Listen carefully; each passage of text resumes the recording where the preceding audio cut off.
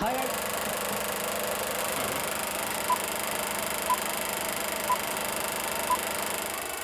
my name is Satosh Kumar and I'm back with another video. In this video, we're gonna talk about some mobile myths that people usually have. इस video में हम लोग बात करने वाले हैं उन गलतफहमियों के बारे में जो लोगों के पास अक्सर होती है अगर वो आप एक एंड्रॉयड हैंडसेट यूज़ कर रहे हैं या फिर कोई स्मार्टफोन यूज़ कर रहे हैं तो सो आइए बात करते हैं इसके बारे में। Let's get started. Santosh Kumar है मैं और अगला वीडियो लेकर आ गया हूँ। और सबसे पहले इस वीडियो को आप लाइक कीजिए, शेयर कीजिए और सब्सक्राइब करना मत भूलिए ताकि हम लोग नेक्स्ट वीडियो में दोबारा से मिल पाएँ। सो इस वीडियो में हम लोग बात करने वाले हैं उन मिथ्स के बारे में जो लोगों में अक्सर होती हैं अगर वो आप एंड्रॉयड हैंडसेट या फिर कोई भी स्मार्टफोन यूज़ कर रहे हैं तो सबसे पहले बात करते हैं। तो गाइस हम लोगों में सबसे बड़ी प्रॉब्लम ये होती है कि हम लोग बिना सोचे समझे किसी और की बातों को सुनकर या फिर जो बातें हम लोगों ने दूसरों से सुनी होती है उनको आराम से और ईजिली मान लेते हैं बिना उनके ऊपर थोड़ी सी भी रिसर्च किया या फिर बिना उसके पीछे उसकी तह तक पहुँचे हुए। सो लोग नॉर्मली क्या होता है जब आप कोई स्मार्टफोन लेते हैं तो आप लोगों को बोला जाता होगा, नॉर्मली सबको बोला जाता है कि आप अपने फ़ोन को पूरी रात इसको चार्ज मत कीजिए। पूरी रात अगर आप चार्ज करेंगे तो आपके मोबाइल की बैटरी ख़राब हो जाएगी या फिर आपके मोबाइल की बैटरी ब्लास्ट कर सकती है। तो नॉर्मली में ऐसा बिल्कुल भी नहीं होता और ऐसा कुछ भी नहीं होता गाइस। कि देखिए आजकल जो स्मार्टफोन बन रहे हैं नॉर्मली इतने स्मार्ट होते हैं और वो इतने इंटेलिजेंट होते हैं, उनका आर्टिफिशियल इंटेलिजेंस इतना अच्छा होता है कि जैसे ही आपके हैंडसेट की बैटरी ऑटोमेटिकली फुल चार्ज हो जाती है, 100% चार्ज हो जाती है, तो ऑटोमेटिकली वो चार्ज करना बंद कर देते हैं। तो सबसे अच्छी बात यह है कि आप अपने फ़ोन को अगर आप चाहें रात में चार्ज करना, पूरी रात उसको चार्ज करके रखना चाहें तो चार्ज कर सकते हैं। उससे आगे फ़ोन पे या फिर उसकी परफॉर्मेंस पे या फिर उसकी बैटरी लाइफ पर कोई भी इफेक्ट नहीं पड़ेगा। दूसरी बात ये होती है कि लोगों जब भी आप अपना कोई स्मार्टफोन यूज़ करते हैं तो आपको बोला जाता होगा कि आप उसमें कोई सी क्लीनर रख लीजिए या फिर AVG क्लीनर एंटीवायरस रख लीजिए या फिर ये क्लीनर रखिए ताकि आपकी इससे आप अपनी रैम को क्लियर कर पाएंगे और अपने रैम की स्पेस को फ्री कर पाएंगे और उससे आप अपनी मोबाइल की परफॉर्मेंस को इंक्रीज़ कर सकते हैं। आपको बोला जाता है, सजेस्ट किया जाता है कुछ एंटीवायरसेस यूज़ करने के लिए, कुछ सॉफ्टवेयर यूज़ करने के लिए, ऐसी चीज़ें यूज़ करने के लिए आपको बोला जाता है। तो नॉर्मली फ्रेंड्स मैं बताना आपको चाहूँगा कि इसकी कोई ज़रूरत नहीं है। आप अपना फ़ोन बिना एंटीवायरस के, बिना किसी क्लीनर के यूज़ कर सकते हैं। फ़ोन में आपका अगर कोई एंड्रॉयड हैंडसेट या फिर कोई स्मार्टफोन है तो ऑलरेडी उसको एक क्लीनर दिया जाता है, उसमें एक इनबिल्ट प्रोसेसिंग होती रहती है, बैकग्राउंड में उसकी एप्लीकेशंस वर्क करती रहती हैं और उसके जो रैम को क्लीन करने के लिए उसकी खुद की एप्लीकेशंस वर्क करती रहती हैं। आपका जो फ़ोन है या फिर एंड्रॉयड का जो सॉफ्टवेयर या फिर iOS का जो सॉफ्टवेयर है वो इतना स्मार्ट है ऑलरेडी कि वो जो अपनी रैम को मैनेज उसकी बैकग्राउंड में करते रहता है। जब आपकी जो एंड्रॉयड व्यू एप्लीकेशंस होती हैं या फिर एंड्रॉयड मैनेजर एप्लीकेशंस होती हैं जो आपके फ़ोन के बैकग्राउंड में ऑलरेडी वर्क करते हैं। जब आपका फ़ोन वेकअप होता है या फिर जब वो स्टार्ट करना तो बैकग्राउंड में ऑलरेडी एप्लीकेशंस वर्क करते रहती हैं और वो आपकी प्रोसेसेस को जब भी कोई आप एप्लीकेशन प्ले करते हैं तो उसको प्ले करने के लिए कितनी मेमोरी की ज़रूरत होती है, जब भी आप मल्टीटास्किंग करते हैं तो कितनी एप्लीकेशन आपके फ़ोन में बैकग्राउंड में वर्क कर रही होती हैं, तो वो उनके बीच में जो आपकी प्रोसेसिंग है ऑलरेडी स्विच होती रहती है। और ऐसे में अगर आप कोई क्लीनर को इंस्टॉल कर लेते हैं या फिर किसी एंटीवायरस को इंस्टॉल कर लेते हैं तो आपके जो सिस्टम के प्रोसेसेस होते हैं वो उनको ऑटोमेटिकली किल करने लगता है और अपनी एप्लीकेशन को वहाँ पे प्रोसेस करता है और एग्जीक्यूट करता है। तो ऐसे में क्या होता है जो आपकी स्मार्टफोन की बेस एप्लीकेशंस हैं जो आपके कर्नल को या फिर जो आपके रैम को क्लियर करने के लिए वर्क कर रही होती हैं या फिर जो थर्ड पार्टी आपने जो क्लीनर एप्लीकेशन इंस्टॉल की है वो आपकी रैम को क्लियर करने के लिए जब वर्क कर रही होती है, दोनों में क्लैशेस होने लगते हैं जिससे आपके फ़ोन में नॉर्मली प्रॉब्लम्स आने लगती हैं हैंगिंग की और स्लो प्रोसेसिंग की या फिर आपका फ़ोन कभी कभी स्टक भी कर जाता है। तो ऐसी गलती आप कभी भी ना करें। अपने फ़ोन में कोई भी थर्ड पार्टी ऐसी एप्लीकेशन ना रखें जो जिससे कि आप अपने रैम को क्लियर करते हो या फिर कोई एंटीवायरस टाइप की कोई भी एप्लीकेशन आप ना रखें। तो तीसरा मिथ ये है कि नॉर्मली हम लोगों को ये बताया जाता है या फिर ऐसा लोगों से बोला जाता है या फिर जब भी हम अपने मोबाइल ऑपरेटर्स कंपनी पे कॉल करते हैं तो वो लोग हमें बोलते हैं कि अपनी सिम कार्ड को स्लॉट 1 में यूज़ कीजिए। इससे क्या होगा, इससे आपकी डेटा प्रोसेसिंग अच्छी हो जाएगी और इंटरनेट का डेटा तेज चलेगा।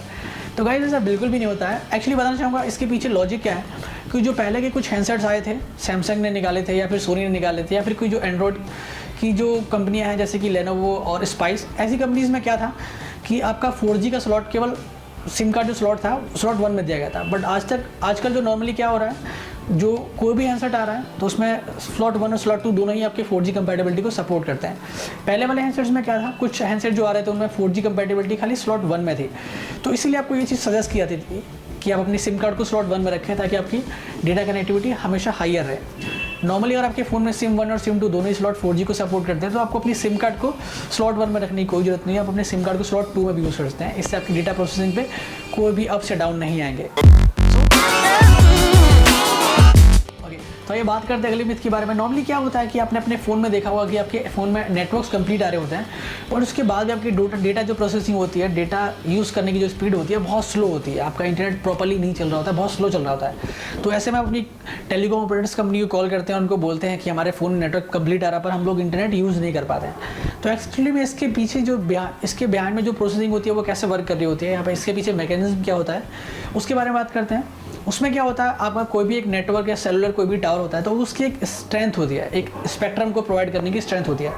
तो जब भी उससे maximum numbers of users connect हो जाते हैं और वो डेटा यूज़ करने लगते हैं, जब भी उससे maximum number of users connect हो जाते हैं किसी सेलुलर टावर से, और उसके बाद सभी लोग अगर डेटा यूज़ कर रहे होते हैं, नॉर्मली ऐसा कब होता है, शाम के टाइम पर जब ज़्यादातर लोग सभी अपने ऑफिस से घर जा रहे होते हैं, या फिर सुबह के टाइम जब सब लोग अपने ऑफिस जा रहे होते हैं, ज़्यादातर लोग उस समय पीक आवर्स होते हैं, ज़्यादातर लोग नेट यूज़ करते हैं या फिर लोग प्रोसेसिंग कॉलिंग करते हैं, तो उस समय नेटवर्क जो टावर्स होते हैं उन पर थोड़ा ज़्यादा लोड होता है। तो उस समय नॉर्मली क्या होता है, लोग अपना नेट यूज़ करने लगते हैं, उसी समय आपकी स्पीड स्लो हो जाती है। तो ये सारी चीज़ें डिपेंड करती है आपके नज़दीकी सेलुलर टावर पे। अगर आप maximum numbers of users already उस टावर से कनेक्टेड हैं तो वो जो स्पीड आपको प्रोवाइड करेगा सभी यूजर्स को एक लिमिटेड स्पीड प्रोवाइड कर पाएगा, उसी में से सबको प्रोसेसेस अलोकेट कर करके उनको बांटने पड़ते हैं। तो जो स्पेक्ट्रम उस पर्टिकुलर सेलुलर टावर पर दिया जा रहा होता है या फिर जो डेटा की स्पीड उसको दी जा रही होती है, तो उस गिवन या फिर एक लिमिटेड स्पीड में से उसको सभी यूज़र को वो स्पीड डिवाइड करनी होती है, इंडिविजुअली सबको बांटनी होती है। तो डेफिनेटली गाइस इस केस में आप खुद समझ सकते हैं, यहाँ पर लॉजिक लगा सकते हैं अपना, कि ऑटोमेटिकली जब मैक्सिमम नंबर्स ऑफ यूजर्स से कनेक्ट हो जाएंगे और इंटरनेट की जो स्पीड आ रही है वो लिमिटेड आ रही है, जब वो सबको बांट दी जाएगी या फिर सब में डिस्ट्रीब्यूट कर जाएगी तो ऑटोमेटिकली नेट सबका स्लो चलने लगेगा। इसीलिए क्या होता है कि जब आपने एक चीज़ नोटिस की होगी, जब भी कोई कंपनी मार्केट में नई आती है या फिर नया लॉन्च होती है तो उस समय उसकी जो डेटा कनेक्टिविटी होती है या फिर जो कॉलिंग कनेक्टिविटी वो सबसे हायर होती है, सबसे बेस्ट होती है। और जैसे ही सारे यूज़र अपना उस पर सारा नेटवर्क स्विच करा लेते हैं उसके बाद उसकी कॉलिंग या फिर सर्विसेज ख़राब हो जाती है। वो इसीलिए ख़राब हो जाती है क्योंकि जब कंपनी सबसे पहले लॉन्च करती है किसी एरिया में अपने नेटवर्क को, तो वहाँ पर मिनिमम नंबर्स ऑफ यूजर्स बहुत कम होते हैं, उनकी कॉलिंग डेटा कनेक्टिविटी डेफिनेटली बहुत सही होती है। और उसके बाद जब सारे यूजर्स उस पर कनेक्ट हो जाते हैं उसके बाद उसकी डेटा कनेक्टिविटी और कॉलिंग कनेक्टिविटी दोनों ही खराब हो जाती है। आपने ये सेम एक्सपीरियंस फेस किया होगा एयरटेल के साथ, एयरसेल के साथ और वोडाफोन आइडिया में भी डेफिनेटली ऐसे इश्यूज़ देखे गए हैं। सो गाइस आइए बात करते हैं पांचवें मिथ के बारे में। नॉर्मली लोगों में गाइस नॉर्मली आपके साथ ऐसा हुआ होगा, डेफिनेटली आपको भी ऐसा बोला गया होगा, जब भी आप अपना एंड्रॉयड हैंडसेट या फिर कोई स्मार्टफोन परचेज करने गए होंगे तो नॉर्मली ये बोला जाता है कि आप अपने फ़ोन की जो बैटरी है उसको पहले 100% ड्रेन कीजिए, उसके बाद चार्ज कीजिए। इससे आपके मोबाइल की जो बैटरी कंपैटिबिलिटी है, फिर जो लाइफलाइन है वो अच्छी बनी रहती है और आप उसको अच्छा यूज़ कर पाते हैं। तो डेफिनेटली गाइस मैं आपको बताना चाहूँगा ये बात बिल्कुल गलत है, ऐसा कुछ भी नहीं होता है। आप अपने मोबाइल, आपका एक फ़ोन अगर है वो ऑलरेडी स्मार्टफोन आजकल मार्केट में आ रहे हैं और वो इतने स्मार्ट हैं, उनमें आर्टिफिशियल इंटेलिजेंस इतना अच्छा उनका होता है कि आप अपने फ़ोन की बैटरी को कभी भी चार्ज कर सकते हैं, उसमें कोई भी उससे परफॉर्मेंस पे कोई फ़र्क नहीं पड़ता है, उसकी बैटरी की लाइफ पर कोई भी फ़र्क नहीं पड़ता है। बट हाँ, यूजुअली 1 से 2 साल के बाद मोबाइल की जो बैटरी की परफॉर्मेंस है वो पहला जैसी नहीं रहती है, वो नॉर्मल सी बात है क्योंकि उसके अंदर जो लिथियम आयन की जो बैटरी होती है डेफिनेटली उसकी जो परफॉर्मेंस होती है वो डिक्रीज होना स्टार्ट हो जाती है।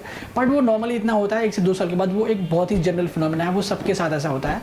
आप कोई ऐसा स्पेशल नहीं है, कोई पर्टिकुलर केस या फिर पर्टिकुलर सिनेरियो नहीं है जिनमें किसी पर्टिकुलर इंडिविजुअल पर्सन के साथ हो रहा था। डेफिनेटली इतनी मोबाइल की बैटरी की लाइफ जो होती है नॉर्मली आप उसको यूज़ कीजिए आराम से 1 से 2 साल, उसके बाद उसमें तो परफॉर्मेंस होगी थोड़ी बहुत उसकी डिक्रीज होने लग जाएगी।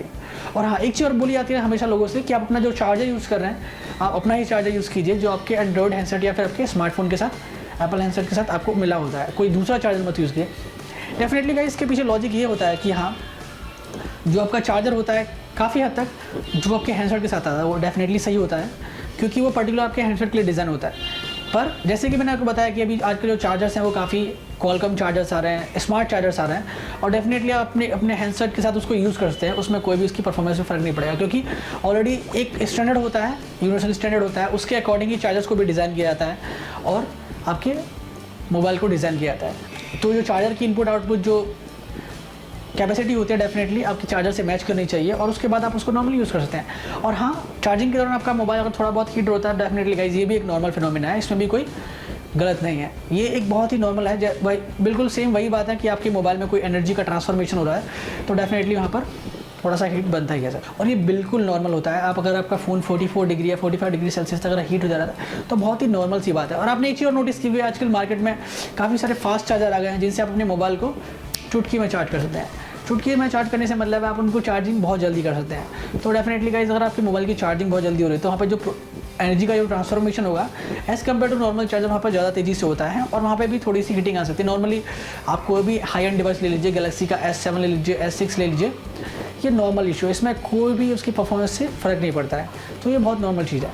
सो आज के वीडियो में बस इतना ही एंड आई होप आपको ये वीडियो पसंद आया होगा। और आपको ये वीडियो पसंद आया तो इसको लाइक कीजिए, शेयर कीजिए और सब्सक्राइब कीजिए गाइस। सब्सक्राइब करना मत भूलिए ताकि हम लोग नेक्स्ट वीडियो में जरूर मिल पाए। So that was all in this video guys, thank you for watching this. Santosh Kumar signing off, have a good day.